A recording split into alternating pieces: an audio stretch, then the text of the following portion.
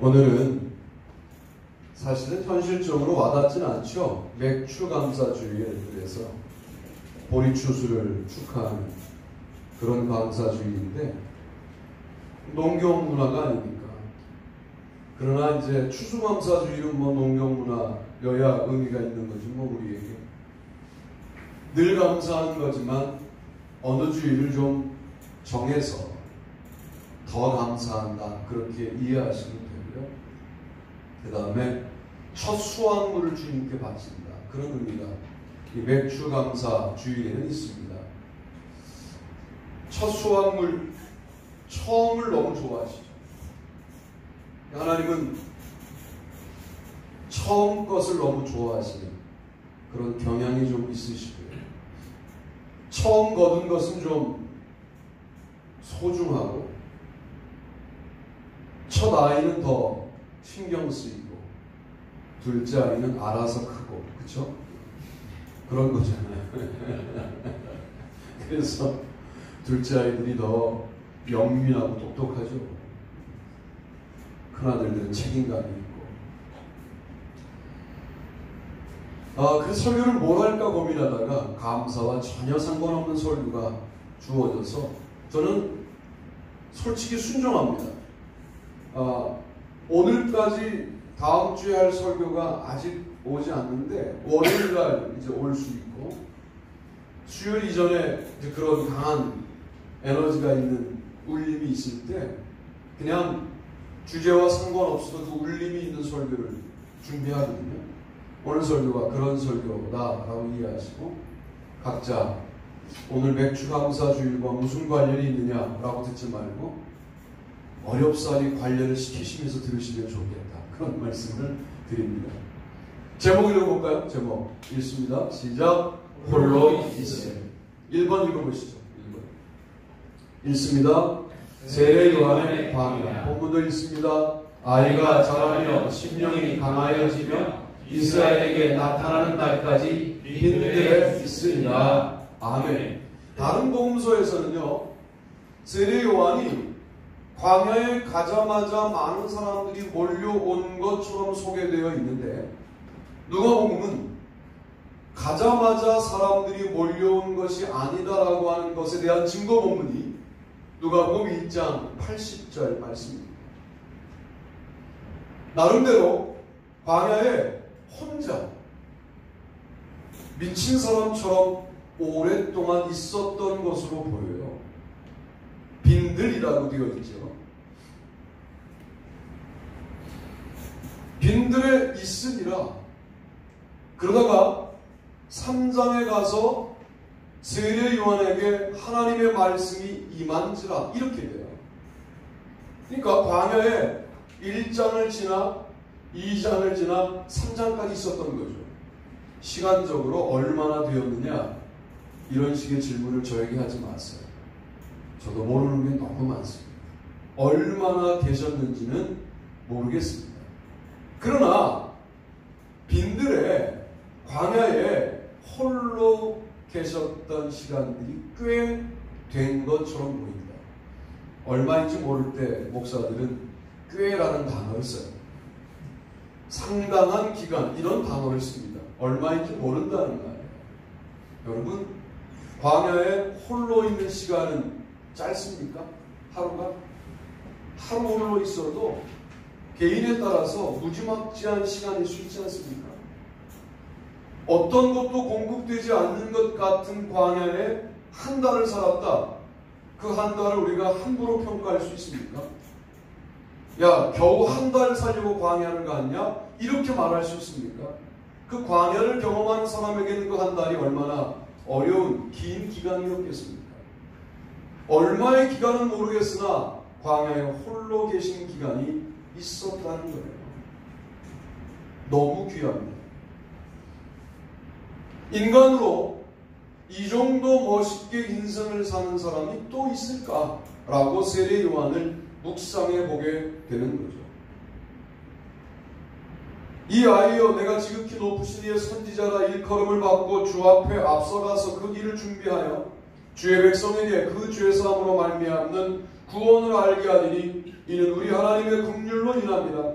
이로써 돋는 해가 위로부터 우리에게 임하여 어둠과 죽음의 그늘에 앉은 자에게 비치고 우리 발을 평강의 길로 인도하시리로다 하니라. 누가복음 1장 76절로 79절 말씀입니다. 세리 요한은 이미 하나님으로부터 약속을 받은 거죠.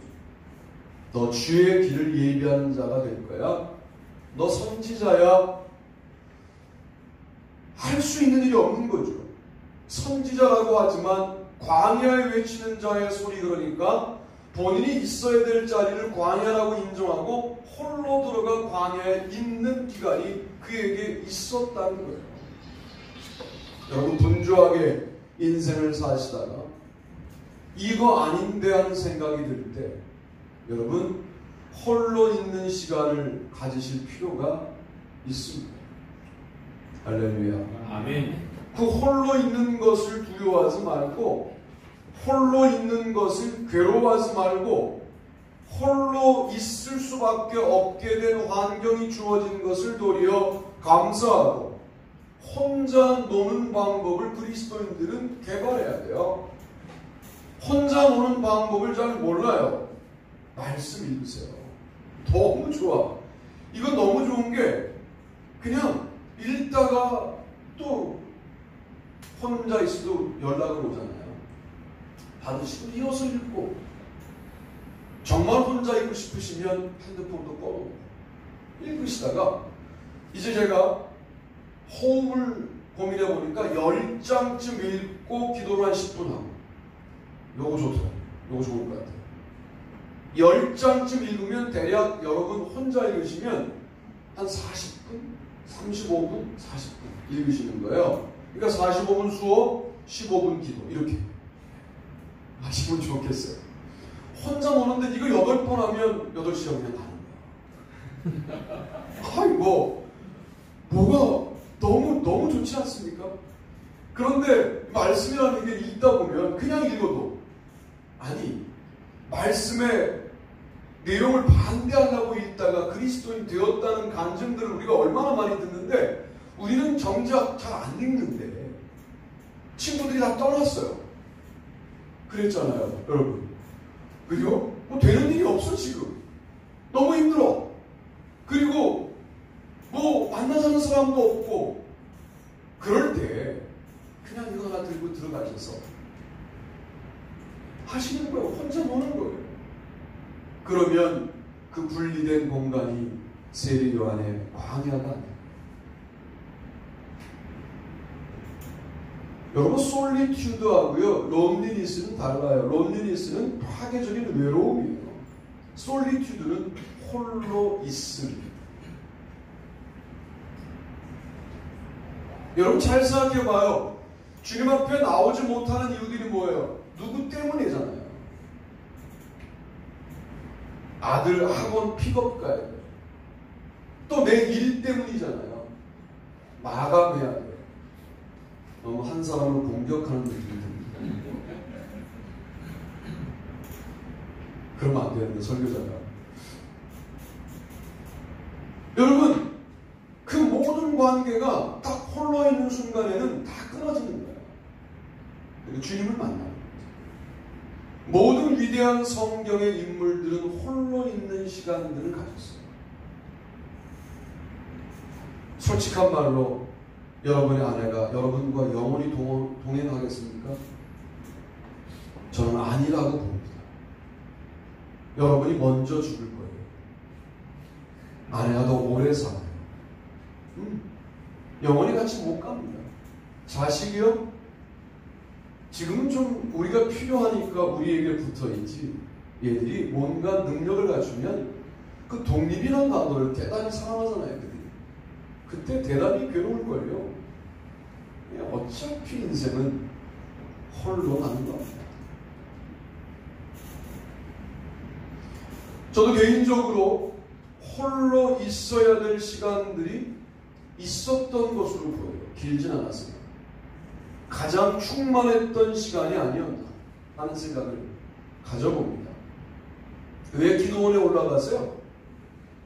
거기 물론 홀로 있는 거 아닌데 아는 사람이 거의 없는 곳에 나 혼자 올라가는 거죠. 거기서 뭐합니까? 주변의 사람들을 신경 쓰지 않고 기도할 수 있는 거죠.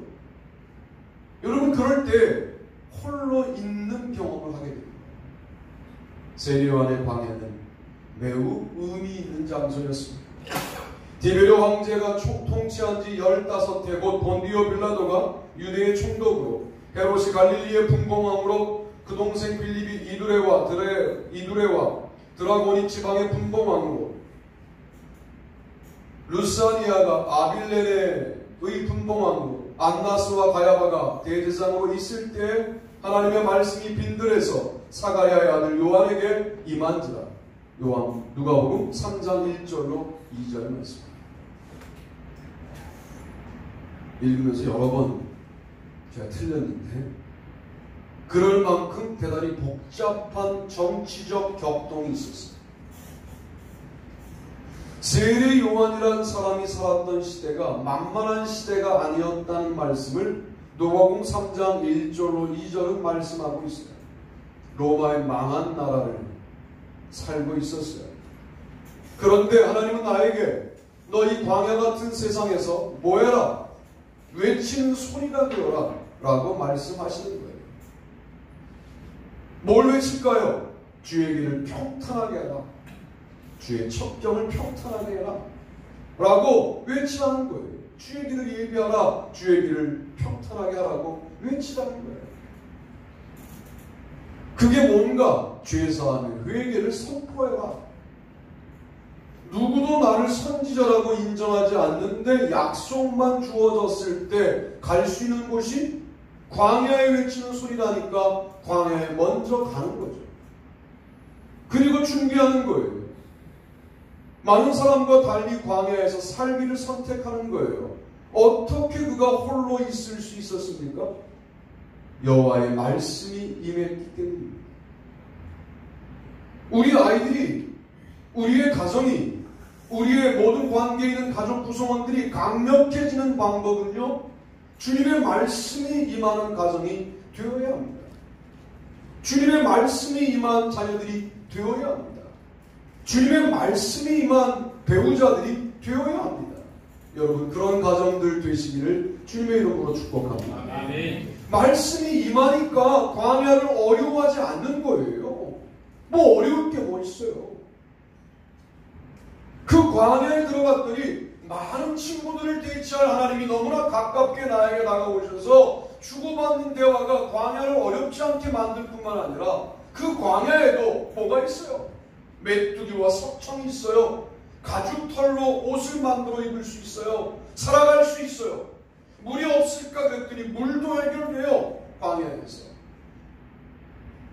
정말 중요한 건 그 광야에 모든 인간관계가 단절된 그 자리에 하나님이 시퍼렇게 살아계셨어요. 이것이면 충분하다라는 사실을 세례 요한은 훈련받기 시작했어요. 세례 요한의 광야에 여러분 우리 이런 확신을 갖고 살아야 돼요.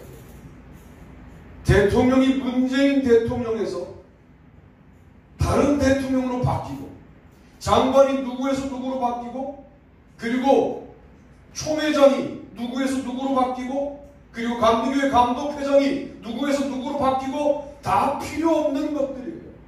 말씀이 여러분에게 임하신지라. 말씀이 여러분에게 임하는 그 순간 역사의 중심에 누가 서 있느냐? 여러분이 서 있습니다. 우리는 이 부분에 대해서 너무 경솔하게 말하고 경솔하게 받고 경홀하게 하나님의 말씀을 대할 때가 많죠.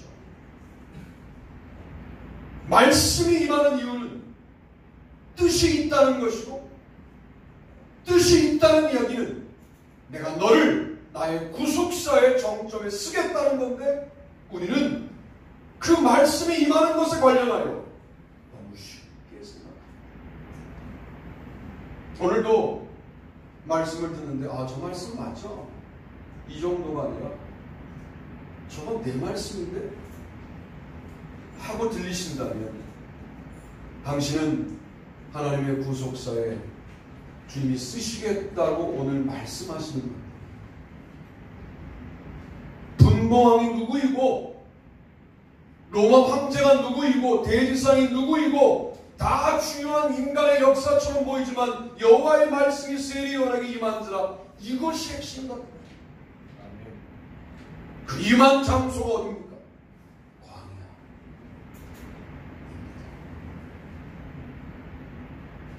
외롭다고 투정부리지 말고 홀로 있는 시간에도 하나님을 감각하시게 되기를 주님의 이름으로 축복합니다. 아멘. 두 번째 홀로 있는 장소 한번 보시죠. 읽습니다. 시작. 야곱의 야곱. 본문도 읽죠.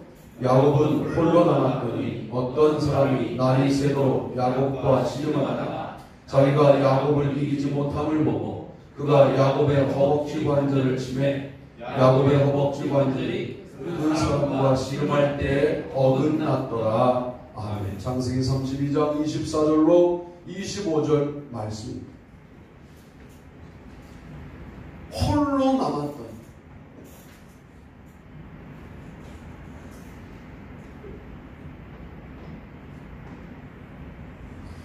야곱의 약복 나루터는 잘 생각해보면 장사꾼들이 들끓던 인간들의 욕망이 충돌하는 장소였습니다.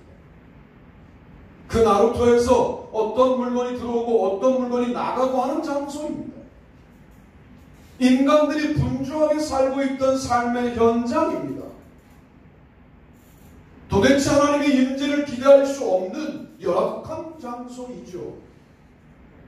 야복 나루터는 절대로 홀로 있을 수 없는 장소입니다. 모든 영업과 경영하는 시간이 끝나면 모든 사람들은 숙소로 돌아가는데 돌아갈 숙소가 없는 야곱은 홀로 남아 하나님의 사람과 씨름하기 시작하는 거죠. 이 말을 바꿔 말하면 광야 그러니까 꼭 무슨 어디 멀리 가야만 광야가 있는 게 아니라 여러분의 삶의 현장에서 그 삶의 현장의 흐름들을 끊고 잠시 눈을 감으면 광야가 되는 거 아니겠습니까? 힘들 때, 어려울 때 잠시 눈을 감으세요. 그리고 하늘을 향하여 지금 뭐라고 말씀하고 싶으십니까? 라고 주님의 음성을 구하세요. 그러면 약복이 되는 거 아닐까요? 그럼 그 삶의 분주한 현장이 홀로 있는 장소가 되는 것 아니냐 말이에요. 너무 눈을 뜨고 사니까, 너무 세상 것들을 많이 보고 사니까 우리의 삶에 홀로 있는 시간들이 너무 빈약한 것이 아닌가. 순간순간 눈을 감으시고 운전할 때 말입니다. 운전할 때는 눈을 감으시면 그거는 너무 빨리 가시게 되겠는데, 운전할 때 눈을 감고 싶을 때가 있잖아요. 휴게소에 들어가서 눈을 감고 주님을 생각하세요. 버티컬 처치라는 책을 쓴 맥도날드 목사님은 지금 10,000명 정도 목회하시는 목사님이신데 신학대학원 마치고 다른 데를 가려고 할 때 18명 정도의 사람들이 개척을 하자고 왔다는 거예요. 그래서 핏이 부쉈대요. 내가 이 정도 인물로 보이십니까? 하나님 앞에. 그러고는 교만을 떨면서 차를 운전하고 가다가 차 안에서 성령님이 역사하셔서 차를 세워놓고 그렇게 펑펑펑 울면서 내가 이들과 함께 하겠다. 그 18명들이 물론 지금은 한 4명 정도 남고 모두 떠났지만 10,000명의 교인이 되는데 큰 역할들을 감당했다. 그런 이야기를 쓰고 있으면서 버티컬 처치가 뭐냐면 너무 현대교회가 수평적인 데에 민감하다는 거예요. 하나님께 영광이라고 하는 수직적인 데에는 민감하다. 그 내용 하나로 자신의 교회의 실패담을 기록했어요. 난 그게 마음에 들더라고요. 우리 교회가 전도 프로그램을 하여 3,000명 돌파, 3,500명 돌파 이렇게 쓰는데 이분은 교인들이 막 떠나갔다는 거예요.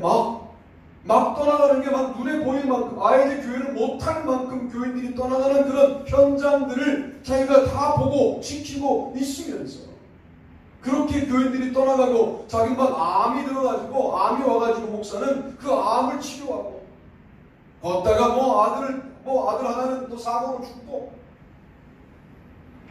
남아있는 두 아들 딸은 사춘기나만 방황하고 이런 기간을 다 소개해요.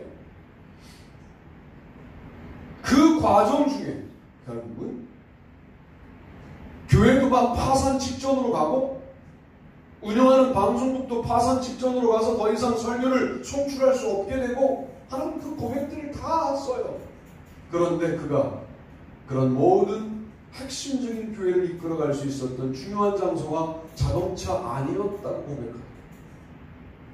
교회에서도 기도하는 목사를 바라보는 분들이 많으니까 기도를 1대1로 못하는데 자동차 안에서 그렇게 울면서 기도를 많이 했다는 거예요. 오늘날 자신의 교회의 부흥은 자동차 안에서 하나님을 만났던 홀로 있는 경험이었다고 그는 고백합니다. 여러분, 홀로 있는 이 약봉 나루터의 경험을 해야만 약봉 나루터를 건너가는 거예요. 한계를 돌파하는 거예요. 홀로 있어 하나님과 씨름을 잘해야 거기를 넘어가게 되고 에서를 만나게 되고 관계가 풀리게 되고 그리고 난 다음에 드디어 이스라엘로 살아가게 되고 이스라엘이란 나라가 야곱으로부터 출발되는 놀라운 은혜를 홀로 있을 때 경험하는 거예요. 우리는 자꾸만 계산적으로 민족을 이루려면 12명 정도의 아들들이 필요하겠지. 아들들을 받아보고 이들이 또한 12명씩 나면 금방 민족이 되겠지. 12명씩 낳아야 돼 라고 조작적으로 만들고 이렇게 해서 민족을 이루고 싶어 하는데 아니요. 야뽕 나루토에 홀로 있어야 민족이 이루어지는 거야.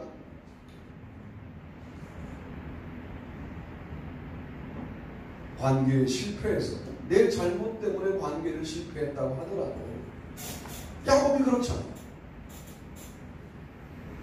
자기의 욕심으로 장자권을 사고 형의 축복 기도를 가로채고 이 모든 것들이 물론 큰 자가 작은 자를 섬기리라고 하는 약속대로 아버지가 움직이지 않자 어머니가 그렇게 작은 자가 축복을 받도록 하나님의 약속을 이어가도록 만든 것이었지만 그러나 야곱을 인간적으로 볼 때는 욕심꾸러기죠. 관계에 실패해서 만난 홀로 있는 시간일지라도 홀로 있는 그 시간에 하나님을 부르고 하나님을 잡으면 하나님은 만나주시고 하나님은 역사하셔서 그 홀로 있었던 야곱을 민족의 아름다운 창시자 내지는 이스라엘 민족의 시작점으로 사용하시게 되는 거죠. 우리는 자꾸만 민족만 바라보고 부흥만 바라보고 잘되는 것만 바라보는데 홀로 있는 시간들이 있어야 그런 것들이 오는 겁니다. 홀로 있는 게 안 되는 사람은 이렇게 정리하면 너무 과격할 수 있지만 영적이지 않을 가능성이 있습니다. 빌 하이벨스 목사님 뭐라고 하는 책을 썼습니까? 당신은 홀로 있을 때 누구입니까? 홀로 있을 때 하나님도 안 보시는 것처럼 자유로워지고 있다면 우리의 수준은 아직 낮습니다. 홀로 있을 때 하나님 앞에 더 솔직하게 기도할 수 있잖아요. 우리가 지금 통성으로 기도하면 누가 들을까봐 못하는 내용들이 솔직히 우리의 가슴 속에 있지 않습니까? 그 이야기를 홀로 있는 차 안에서 너무 크게 하면 지나가는 사람이 들어요.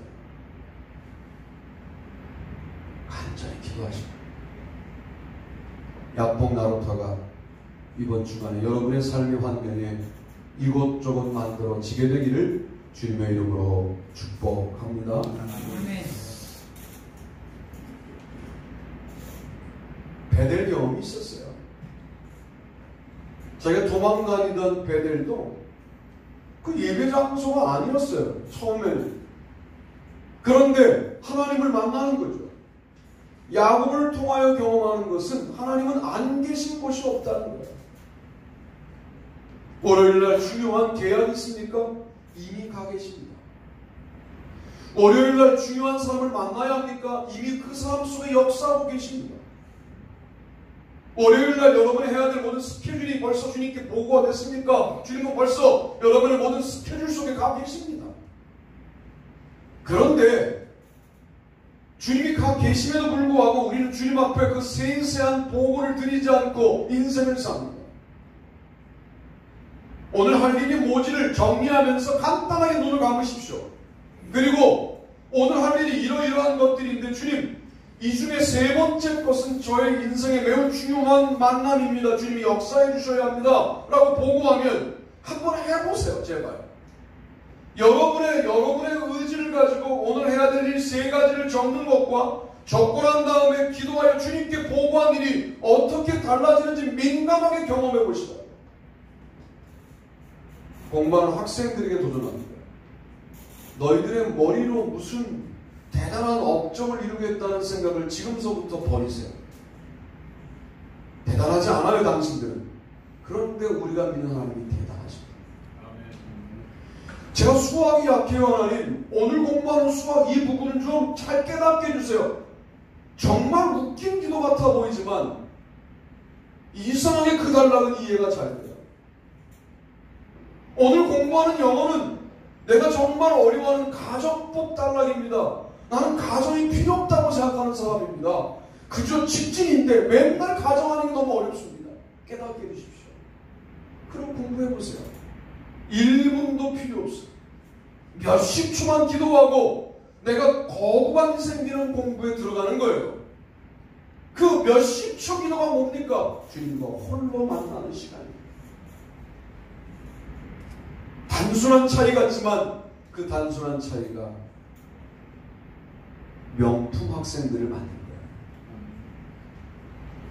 거예요. 야곱, 야복 이라는 홀로 있는 장소가 마음속에 와 닿았었습니다. 세 번째 가시죠. 세 번째 읽습니다. 요셉의 감옥, 떡 굽는 바람자는 매달리니 요셉이 그들에게 해석함과 같이 되었으나 술 맡은 바람장이 요셉을 기억하지 못하고 그를 잊었더라. 아멘. 창세기 40장 22절로 23절입니다. 창세기 41장 1절은 어떻게 출발하는 줄 아십니까? 만 2년 후에 바로가 꿈을 꾸었는데 만 2년 동안 요셉은 감옥에 홀로 있었어요. 자기의 잘못으로 인간을 의지했어요. 잘하다가 요셉은 잘 못하다가 야복 나루터에서 잘한 거고 야곱은 요셉은 잘하다가 술 맡은 관원장을 의지하여 잘 못해서 경험하는 홀로 있는 시간이 있어요. 제가 말씀드리잖아요. 여러분의 잘잘못과 상관없이 홀로 있게 된 시간을 축복의 시간으로 바꿔야 돼요. 감사의 시간으로 바꿔야 돼요. 얼마나 좋은 시간이에요. 홀로 있는 걸 두려워하지 마세요. 홀로 있을 때 하나님은 더 많은 얘기를 하고 싶으신 거예요. 물론 요셉의 감옥 2년이 어떤 대화로 가득했을까는 성경이 기록하지 않아요. 순전히 추정으로 말할 수밖에 없어요. 이럴 때 여러분 조심하라고 제가 지난주에 말씀드렸잖아요. 그건 내 생각일 가능성이 많아요. 그럼 한번 들어봐서 보세요. 잘 봐요. 17세에 꿈을 꾸게 된 요셉이 인생을 달려오다가 28살 때부터 30살 때까지 하나님이 별로 개입하지 않는, 그러나 하나님은 아마 요셉을 개인적으로 만나는 감옥에 2년이 있었어요. 이 2년이 얼마나 아름답습니까? 쉬지 않고 달려왔던 요셉이 이 2년 동안 자기를 돌아보게 되는 거죠. 아, 내가 때 실수했다. 왜 술 맡은 관원장에게 그런 부탁을 했을까? 인간을 의지하는 것이 절대로 방법이 되지 못하는데 내가 그걸 왜 놓쳤을까? 내가 피곤했나 보다, 영적으로 곤핍했나 보다, 핍절했나 보다, 침륜했나 보다 라고 자기를 보게 되죠. 그 2년입니다. 그 기간을 보냈기 때문에 자기에게 국무총리라고 하는 총리 대신이라고 하는 권력이 왔을 때도 이 권력을 함부로 쓰지 않는 내적인 힘이 어디서 준비됐겠어요? 감옥에 2년 동안 홀로 있는 기간이 그 아름다운 내적인 힘을 결정하는 기간이었을 것으로 보입니다. 여러분이 어려웠던 기간이 오래되었다고요? 그만큼 큰 분이에요. 우리 교회가 어려웠던 시절들이 길었다고요? 그만큼 우리가 꿈이 큰 교회입니다. 할렐루야. 네.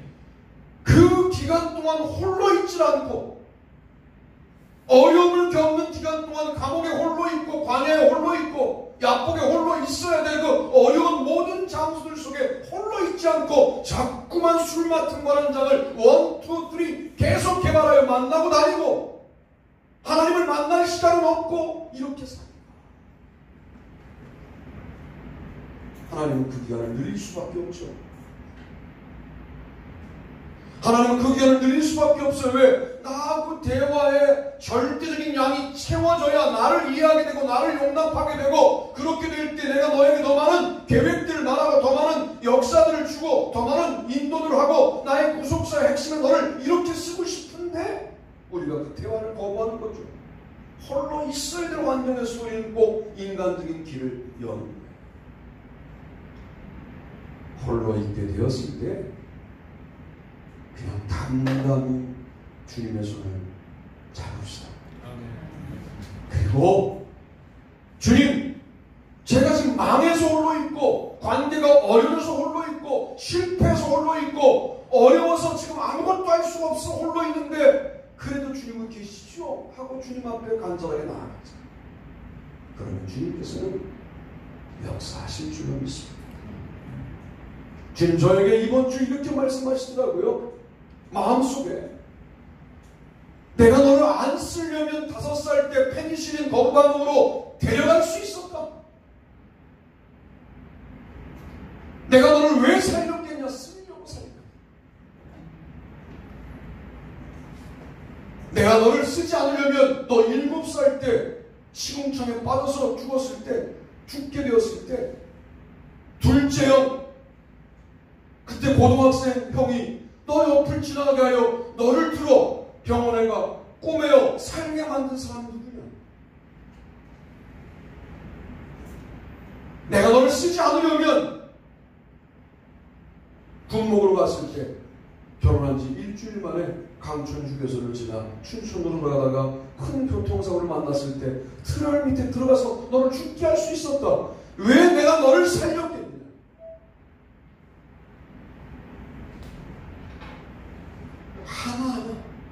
하나하나 나에게 다 이게 너를 쓰려고 하는 것인데 왜 너는 그것을 너만 못 믿고 있냐?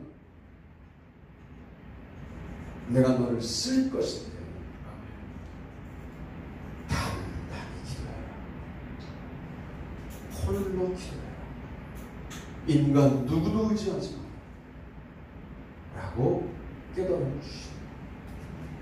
그래서 제가 이 감사주일에 홀로 있음이란 설교를 지금 하고 있는 것이고, 여러분 관계를 거부하자는 말들도 아니고 활력적으로 살지 말자는 말도 아니고 순간순간 홀로 있는 시간들을 확보하고 살자. 그런 아름다운 성도가 되시기를 주님의 이름으로 축복합니다.